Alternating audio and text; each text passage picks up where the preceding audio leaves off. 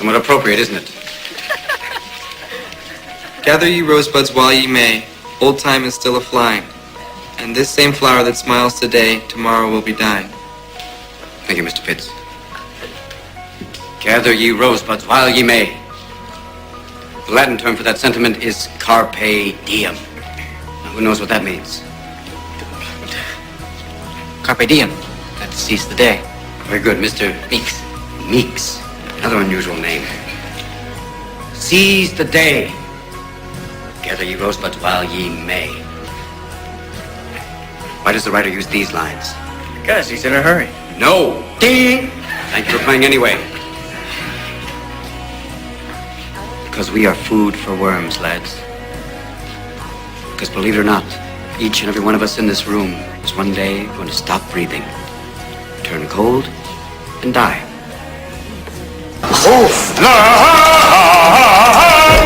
He tells you words and ideas can change the world.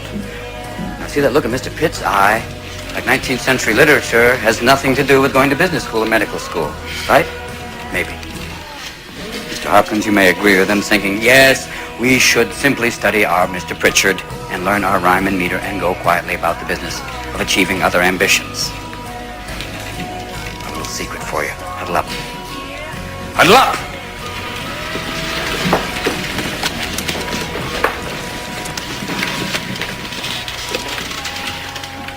We don't read and write poetry because it's cute. We read and write poetry because we are members of the human race. And the human race is filled with passion. And medicine, law, business, engineering, these are noble pursuits and necessary to sustain life. But poetry, beauty, romance, love, these are what we stay alive for. To quote from Whitman, "O me, O life of the questions of these recurring, of the endless trains of the faithless, of cities filled with the foolish, what good amid these, O me, O life?" Answer, that you are here, that life exists and identity, that the powerful play goes on and you may contribute a verse. The powerful play goes on and you may contribute a verse.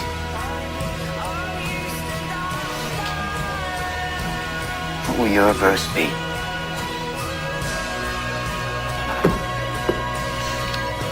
Why do I stand up here? Anybody? To feel taller. No. Thank you for playing, Mr. Dalton. I stand upon my desk to remind myself that we must constantly look at things in a different way.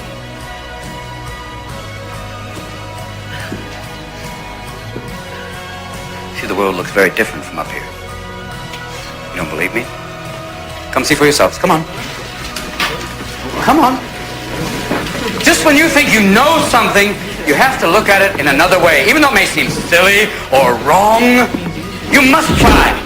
Now, when you read, don't just consider what the author thinks. Consider what you think.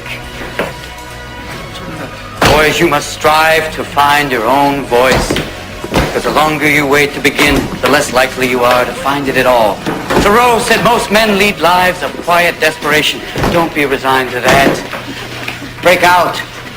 Now don't just walk off the edge like lemmings. Look around you. There you go, Mr. Christie. Thank you. Yes. Dare to strike out and find new ground.